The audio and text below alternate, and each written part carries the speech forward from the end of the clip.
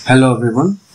पिछले वीडियो में हमने देखा था कि कैसे हम console.writeLine या राइट के द्वारा किसी भी नंबर्स को बिना इन्वर्टेड कॉमा के तथा कैरेक्टर्स को इन्वर्टेड कॉमा के साथ प्रिंट कर सकते थे। इस वीडियो में हम देखेंगे कि यदि हम उस नंबर को थोड़े समय के लिए अपने कंप्यूटर में स्टोर करवाना चाहते हैं तो उसके लिए हम वेरिएबल बनाकर कैसे उसका उपयोग कर सकते हैं। सबसे पहले ये जान लेते हैं वेरिएबल क्या होता है। तो वेरिएबल कंप्यूटर की मेमोरी का वह स्थान होता है जहां पर आप वैल्यू को स्टोर करवाते हैं और उस वेरिएबल को एक नाम दे देते हैं। हर प्रोग्रामिंग लैंग्वेज में वेरिएबल का नाम डिक्लेयर करने के तरीके अलग अलग होते हैं। ये हमारे विजुअल बेसिक है। इसके अंदर यदि आपको वेरिएबल बनाना है तो सबसे पहले आपको लिखना पड़ेगा डिम मीन्स डायमेंशन। उसके बाद आपको लिखना पड़ेगा उस वेरिएबल का नाम। अगर हम ए नाम का वेरिएबल बना रहे हैं तो ए लिखना होगा। उसके बाद हम लिखेंगे एज, ये हमेशा एज इट इज आएगा। एज मतलब आपको लिखना ही लिखना है। उसके बाद आता है उसका डेटा टाइप। अगर आप अल्फाबेट्स को स्टोर करवाना चाहते हैं तो आप कैरेक्टर या फिर स्ट्रिंग का उपयोग कर सकते हैं, बट अगर आपको नंबर स्टोर करवाना है ए के अंदर तो आपको लिखना होगा इंटीजर। इंटीजर मीन्स होता है होल नंबर, यानी कि अब आप ए के अंदर केवल और केवल नंबर ही डाल पाएंगे। अब हम लिख देंगे a इज इक्वल टू 1। तो a की जो वैल्यू थी, मतलब a हमारा एक वेरिएबल बन गया, एक कंप्यूटर की मेमोरी में एक जगह खाली हो गई जिसका नाम दे दिया गया a और उसके अंदर वैल्यू रख दी गई 1। अब हम यदि a को प्रिंट करवाना चाहते हैं तो हम लिखेंगे console.writeLine या राइट, जैसा आपको उचित लगता है। उसके बाद ब्रैकेट में आपको लिखना होगा a। पिछले वीडियो में हमने देखा था कि अल्फाबेट्स को हम डबल इन्वर्टेड कॉमा में लिख रहे थे, लेकिन यहाँ पर हम डबल इन्वर्टेड कॉमा नहीं लगाने वाले। ऐसा क्यों है? क्योंकि अब a की वैल्यू उसके पास है और वो a को कोई नॉर्मल स्टेटमेंट नहीं समझेगा, वो a को एक वेरिएबल मानेगा। उसके लिए a जो है वो अल्फाबेट नहीं है, उसके लिए वो एक नंबर है, क्योंकि a की वैल्यू क्या है 1 है। तो भले हमको वो a दिख रहा है लेकिन कंप्यूटर के लिए असल में वो 1 है। अब हम इसे प्रिंट करके देखते हैं F5 से। F5 जब हमने रन करा है तो उसके बाद हमारा आउटपुट में आया है 1, क्योंकि a की वैल्यू थी 1। उसके बाद हमारी जो थी राइट लाइन के कारण कर्सर अगली लाइन में आ गया है और अब रीड की फंक्शन काम कर रहा है और हमारा प्रोग्राम रुका हुआ है। कोई सा बटन प्रेस करेंगे प्रोग्राम हमारा क्लोज हो जाएगा।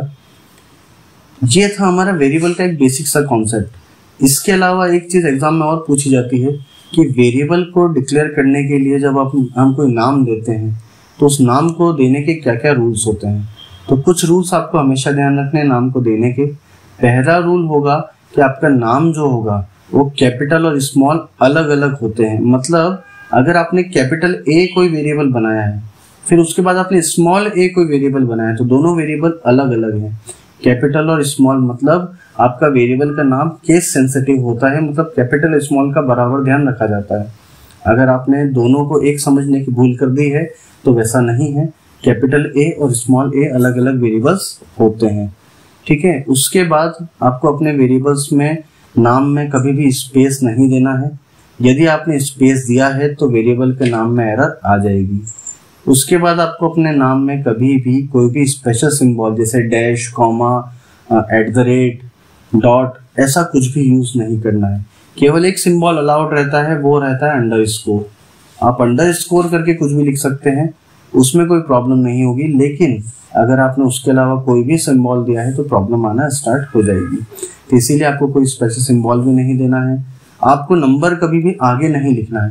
1A 2A ऐसा अगर आपने कभी भी लिखा है कुछ भी तो फिर क्या होगी, एरर आ जाएगी। हाँ, आप A1 A2 कर सकते हैं, उसमें कोई प्रॉब्लम नहीं रहेगी। ये कुछ तरीके थे जिसके द्वारा आपको वेरिएबल का नाम डिक्लेयर करना है।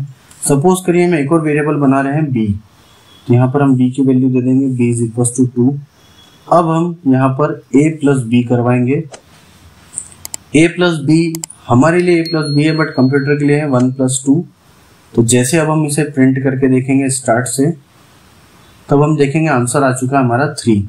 मीन्स यहाँ पर हमारे दो वेरिएबल जो थे जो कंप्यूटर की मेमोरी में रखे हुए थे उन्होंने अपनी वैल्यू ली और यहाँ पर उसे प्रिंट करवा दिया, उसको प्लस करवा दिया। अगर आप चाहते इसके साथ स्टेटमेंट भी लिखना तो आप यहाँ पर लिख देंगे। सपोज करिए स्टेटमेंट लिखना, लेकिन स्टेटमेंट हमेशा डबल इन्वर्टेड कॉमा में आएगी आपकी। ऐसा क्यों होता है? ऐसा इसलिए होता है क्योंकि स्टेटमेंट नाम का कोई वेरिएबल नहीं है, तो कंप्यूटर इनकी मेमोरी में, कंप्यूटर टोटल की वैल्यू ढूंढने के लिए जाएगा मेमोरी में, और उसको वो वैल्यू नहीं मिलेगी तो वह एरर दे देगा। इससे बचने के लिए आप टोटल को डबल इनवर्टेड कॉमा में पैक कर दीजिए, ताकि कंप्यूटर उस पर कोई भी ऑपरेशन परफॉर्म ना करे, उसको एज इट इज प्रिंट कर दे। एक और प्रॉब्लम आएगी इसमें, जब हम इसे प्रिंट करेंगे तो हम देखेंगे कि हमारी जो स्टेटमेंट थी वो तो आ रही है लेकिन प्लस नहीं आ रहा है। तो यदि आपको कुछ भी वेरिएबल इस स्टेटमेंट के साथ में चाहिए तो आपको यहाँ पर कर्ली ब्रैकेट में नंबर्स लिखने होंगे। नंबर हमेशा 0 से स्टार्ट होगा। जैसे मान लीजिए मैं यहाँ पर लिख रहा हूँ टोटल के बाद कर्ली ब्रैकेट में 0, तो 0 जो लिखा है मैंने वो एक तरह से एक चेयर लग गई है जिस पर वेरिएबल आकर बैठेगा। कौन सा वेरिएबल आकर बैठेगा? जो कॉमा के बाद लिखा हुआ है। आसान भाषा में बोले तो टोटल के बाद में आप जितने कर्ली ब्रैकेट लगा के जितने नंबर देते जाएंगे, कॉमा के बाद उसी सीक्वेंस में वो नंबर को वहां से उठाता जाएगा। जैसे अभी हमारे पास कर्ली ब्रैकेट में 0 लिखा हुआ है, तो कॉमा के बाद एक ही सिंगल वैल्यू आ रही है हमारे पास 3, तो जो इसका आंसर आएगा वो इस 0 की जगह पर जाकर बैठ जाएगा। और अब हम इसे रन करके देखते हैं। अब हमने देखा है कि टोटल आया है। टोटल के बाद जहाँ कर्ली ब्रैकेट था वहां पर कॉमा के बाद की वैल्यू आकर बैठ गई है, यानी कि टोटल के बाद आ गया है 3। अगर आप पूरी स्टेटमेंट देना चाहते हैं तो हम यहाँ पर 2 से 3 अलग अलग कर्ली ब्रैकेट वाली वैल्यू यूज कर सकते हैं। जैसे मैंने लिख दिया फर्स्ट नंबर इज, तो यहाँ पे मैं कर्ली ब्रैकेट लगा के लिखूंगा 0, और यहाँ पर हम लिख देंगे a, मतलब पहली वैल्यू कौन सी बैठेगी 0 पर जाकर? a वाली। फिर उसके बाद हम लिखेंगे एंड सेकेंड नंबर इज, उसके बाद हम कर्ली ब्रैकेट लगाकर लिखेंगे 1, तो यहाँ कॉमा के बाद अगली वैल्यू आ जाएगी b, जो कि 1 पर जाकर बैठ जाएगी।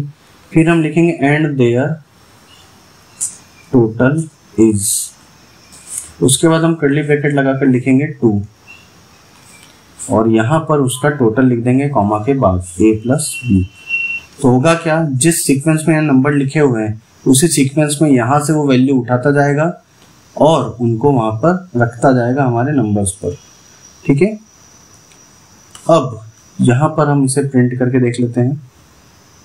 F5 से प्रिंट करेंगे तो हमारे जो आउटपुट आया वो आया first number is 1, second number is 2 and the total is 3। इस प्रकार का हमारा आउटपुट रहेगा, और इसी प्रकार से हम वेरिएबल के बारे में यहाँ पर पढ़ने वाले हैं आगे चलकर। आई होप आपको इस वीडियो में बहुत कुछ समझ में आया होगा। इस वीडियो में इतना ही रहेगा। नेक्स्ट वीडियो तक के लिए thank you and good bye.